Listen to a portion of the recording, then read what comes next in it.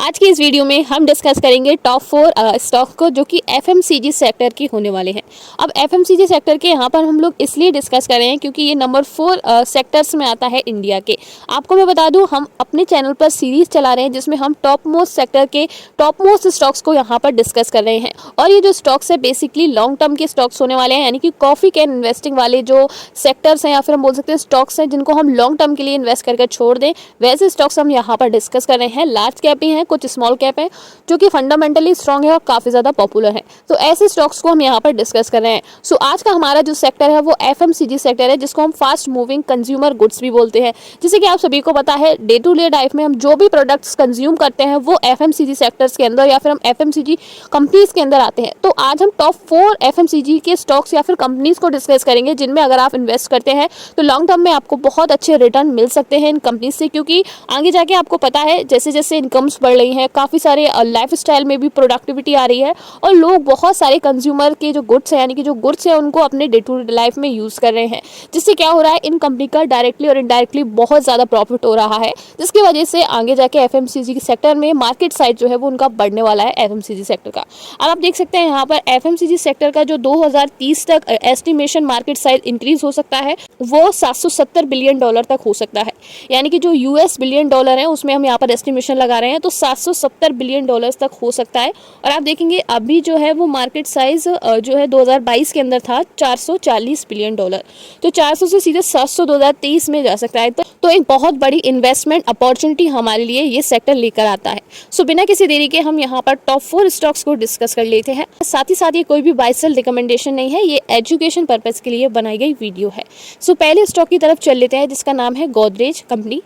और अगर इस स्टॉक की मैं बात करूं तो offer a wide range of product including oleochemicals and surfactant, animal feed, poultry and agro product, personal and home care products. Basically आप देखेंगे यहाँ पर जो होम केयर प्रोडक्ट हैं, पर्सनल केयर के प्रोडक्ट हैं, पोल्ट्री के जो प्रोडक्ट्स हैं, साथ ही साथ जो एनिमल फीड्स हैं, सर्फेक्टेंट्स हैं, वो बनाती है ये कंपनी। और कुछ पॉपुलर प्रोडक्ट्स हैं इस कंपनी के, जैसे कि आप देख सकते हैं गोदरेज एयर आता है, साथ ही साथ हिट आती है, ईजी आती है और सिंथॉल वाली जो कंपनी है वो भी इसी के अंदर आती है। और जो हमारे मॉस्किटोज़ वगैरह के लिए एक्सो, एक्सपर्ट वगैरह जो भी है वो सब, और आप देख सकते हैं सोप्स भी आते हैं इस कंपनी के अंदर। और हमारा जो गोदरेज हैंड वॉश होता है वो भी इस कंपनी के अंदर आता है। यानी कि कंज्यूमर को यूटिलाइज करने के काफ़ी सारे प्रोडक्ट्स बहुत सारे पॉपुलर भी हैं इस कंपनी के।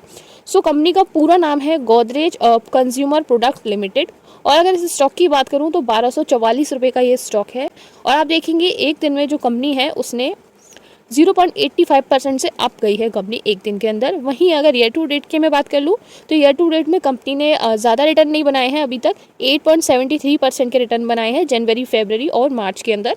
वहीं अगर हम बात करें इसका जो मैक्सिमम है, सो मैक्सिमम में आप देखेंगे कंपनी ने 30,258.54% के अभी तक रिटर्न दे दिए हैं कंपनी ने। यहाँ पर आप देख सकते हैं इसकी जो स्टार्टिंग थी कंपनी की वो 2003 से पहले हुई थी, 17 रुपये का स्टॉक था। और यहाँ पर 2013 तक कुछ अच्छा परफॉर्मेंस इसमें नहीं रहा है, 131% के ही रिटर्न कंपनी ने यहाँ पर बनाए हैं। फिर मोमेंटम में आया 2013 के बाद, और आप देखेंगे यहाँ पर जो है पीक इसने लिया था 2013 के बाद यहाँ पर 2018 में, जो कि 930 रुपये का ये लिया था। फिर डाउन में चला गया था स्टॉक, लगभग 552 रुपये का डाउन में चला गया था। फिर मोमेंटम में आया 2020 में, फिर दोबारा से डाउन में गया एंड देन अब यहाँ पर अपने ऑलमोस्ट हाई पर है स्टॉक और 1244 रुपये का है। अब यहाँ पर ये दिसंबर 2023 के क्वार्टरली रिजल्ट्स हैं जिसमें इनका जो रेवेन्यू है वो 1% से बढ़ा है, नेट इनकम इनकी 6% से बढ़ी है कंपनी की, डाइल्यूट EPS कंपनी का 6% से बढ़ा है और नेट प्रॉफिट मार्जिन कंपनी का 4% से बढ़ा है। अब देख सकते हैं यहाँ पर जो कंपनी का मार्केट कैप है, लार्ज कैप कंपनी है तो 1,27,055 करोड़ का मार्केट कैप है। प्राइस टू अर्निंग कंपनी की जो है वो 67.9 की है। यहाँ पर डेट टू इक्विटी कंपनी की 0.23 की है। और फॉइजन इंस्टीट्यूशन की कंसंट्रेशन यहाँ पर 22.94% है दिसंबर 2023 के अंदर। डोमेस्टिक इंस्टीट्यूशन की जो कंसंट्रेशन है वो 8% की है, 8.38% की। अब ये हो गया हमारा फर्स्ट स्टॉक। अब हम नेक्स्ट स्टॉक की तरफ चल लेते हैं जिसका नाम है ITC। अब ITC की बात करें तो ITC कंपनी भी FMCG की कंपनी है, कंज्यूमर गुड्स वगैरह बनाती है। आप देख सकते हैं इसमें पॉपुलर ब्रांड्स में आपको बता देती हूँ, आप जैसे आशीर्वाद हो गया और हमारा जो फियामा है, ITC होटल्स हैं, बिंगो हो गया, AIM हो गया, साथ ही साथ ई चौपाल हो गया, विवेल हो गई कंपनी, सनफीस्ट कंपनी भी इसी के अंदर आती है, और कैंडी मैन, मंगलदीप भी हो गई, और साथ ही साथ यहाँ पर सुपीरिया कंपनी के जो सोप्स वगैरह आते हैं, ये सारे पॉपुलर ब्रांड्स हैं जो कि ITC के अंदर आते हैं। इसके अलावा भी बहुत सारे प्रोडक्ट कंपनी बनाती है, लेकिन ये कुछ पॉपुलर प्रोडक्ट्स हैं। आप देखेंगे ITC का शेयर जो है 409 रुपये का है, और एक दिन में 1% से डाउन गया है स्टॉक, और ईयर टू डेट में भी डाउन में ही रहा है। अभी जनवरी, फरवरी और मार्च के अंदर 12% से डाउन नीचे चला गया है स्टॉक। वही मैक्सिमम की मैं बात कर लूँ तो मैक्सिमम में 2315.58% की जो है रिटर्न बनाए हैं अभी तक कंपनी ने। और आप देखेंगे यहाँ पर 1999 में स्टार्टिंग हुई है 16 रुपये से इस स्टॉक की। उसके बाद यहाँ पर 2006 के अंदर 54 रुपये का हुआ था ये स्टॉक। देन उसके बाद मोमेंटम में आया है, और इसने 215 के जो है वो अभी तक बनाए थे 2014 के अंदर 7 फरवरी को। फिर कंसोलिडेशन हुई है, ज़्यादा कुछ इसमें ग्रोथ नहीं आई, और देन उसके बाद डाउन में चला गया था। 164 रुपीज़ पर भी आ गया था स्टॉक 2020 में। ये लॉकडाउन का टाइम है, मई का 2020 का, जब ये बहुत ही ज़्यादा डाउन में चला गया था स्टॉक। देन उसके बाद लॉकडाउन में के बाद आप देख सकते हैं बहुत तेज़ी से ग्रोथ हुई, और 438 रुपये का ये स्टॉक हो गया, और अभी तक 443 का इसने हाई बनाया है, उससे थोड़ा सा डाउन है, अभी लगभग 7% डाउन पर है स्टॉक। रेवेन्यू की बात कर लेते हैं, यानी कि क्वार्टरली रिजल्ट में कैसे इंक्रीजमेंट हुई है, कितने परसेंट से, तो 1% से रेवेन्यू इंक्रीज़ किया है। नेट इनकम 6% से हुई है, डायल्यूट EPS 5% से हुआ है। नेट प्रॉफिट मार्जिन कंपनी का 4% से बढ़ा है। कंपनी का मार्केट कैप 5 लाख करोड़ का है। प्राइस टू अर्निंग कंपनी की 25 की है, 25 करोड़ की, और वहीं डेट कंपनी के पास 0 करोड़ की है, यानी कि डेट फ्री कंपनी है बिल्कुल। और जो नेट प्रॉफिट है वो 20,000 करोड़ का है कंपनी का। कंपनी बिल्कुल डेट फ्री है, ये कुछ प्रोज हैं कंपनी के। साथ ही साथ आपको जो डिविडेंड है वो 3.11% का डिविडेंड प्रोवाइड करवा रहा है स्टॉक, और जो ROE का ट्रैक रहा है 3 साल के अंदर वो 25% से रहा है, आप देख सकते हैं यहाँ पर। फॉरेन इंस्टीट्यूशन यहाँ पर सबसे ज़्यादा हैं, क्योंकि इसके जो प्रोडक्ट है वो आउटसाइड इंडिया में भी कंज्यूम किए जाते हैं, यानी कि इनके कुछ ब्रांड्स हैं जो आउटसाइड इंडिया में भी बहुत ज़्यादा पॉपुलर हैं।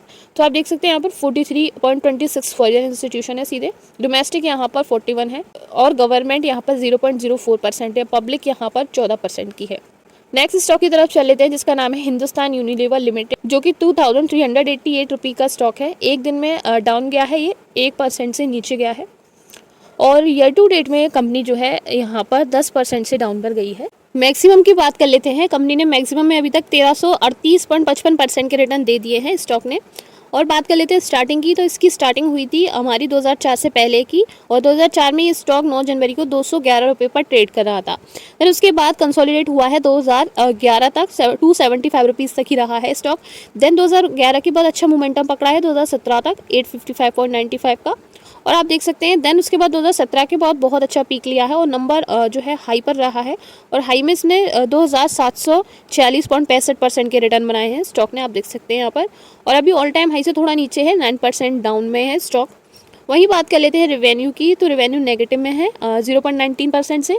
नेट इनकम कंपनी की यहाँ पर 1.41% से ऊपर गई है। डायल्यूट EPS कंपनी का 1.42% से ऊपर गया है। नेट प्रॉफिट मार्जिन कंपनी का 1.64% से ऊपर गया है कंपनी। ये क्वार्टरली रिजल्ट्स हैं जो कि दिसंबर 2023 के हैं। पहले भी स्टॉक से हम डिस्कस कर चुके हैं। मार्केट कैप कंपनी का 5 लाख करोड़ का है। प्राइस टू अर्निंग 54 की है यहाँ पर, और डेट टू इक्विटी 0.03 की है। नेट प्रॉफिट कंपनी का 10,322 का है। वहीं कंपनी की बात कर लेते हैं, कंपनी डेट फ्री है बिल्कुल, और जो कंपनी का रिटर्न ऑन इक्विटी का ट्रैक है वो 21.6% का है, आप देख सकते हैं यहाँ पर। और कंपनी जो है वो बहुत अच्छा डिविडेंड मेंटेन कर रही है 99.9%। प्रमोटर होल्डिंग यहाँ पर 61 के हैं, और फॉरेन इंस्टीट्यूशन 13 के हैं। डोमेस्टिक इंस्टीट्यूशन यहाँ पर 12.31% के हैं। अब नेक्स्ट स्टॉक की तरफ चल लेते हैं, जो कि हमारा लास्ट स्टॉक होने वाला है FMCG सेक्टर में, जो कि है नेस्ले इंडिया लिमिटेड। 2610 रुपये का ये स्टॉक है, और एक दिन में 1.92% से अप गया है। ईयर टू डेट की बात कर लेते हैं। ईयर टू डेट में कंपनी नीचे गई है 4.65% से। फिर इसके बाद मैक्स की बात कर लेते हैं। मैक्स में आप देख सकते हैं यहाँ पर इसने 946.26% के ही रिटर्न बनाए हैं अभी। और आप देखेंगे स्टार्टिंग हुई है इसकी स्टार्टिंग हुई है कंपनी की 249 रुपीज़ से स्टार्टिंग हुई थी 2010 के अंदर, और 2016 तक कंसोलिडेट हुआ है 502 तक यही पहुंचा था स्टॉक। फिर 2016 के बाद अच्छा इसने मोमेंटम पकड़ा, यानी कि लॉन्ग टर्म इन्वेस्टिंग बहुत अच्छी रहती है, यानी कि लॉन्ग टर्म में कोई इन्वेस्ट करता है तो उसको डेफिनेटली अच्छे रिटर्न मिलते हैं। और आप देखेंगे उसके बाद यहाँ पर 2600 रुपये का भी स्टॉक ये चल रहा है, अब अपने मैक्सिमम पर ही है। रेवेन्यू की बात कर लेते हैं। 8% से रेवेन्यू इंक्रीज़ किया है कंपनी का दिसंबर 2023 के क्वार्टरली रिजल्ट में।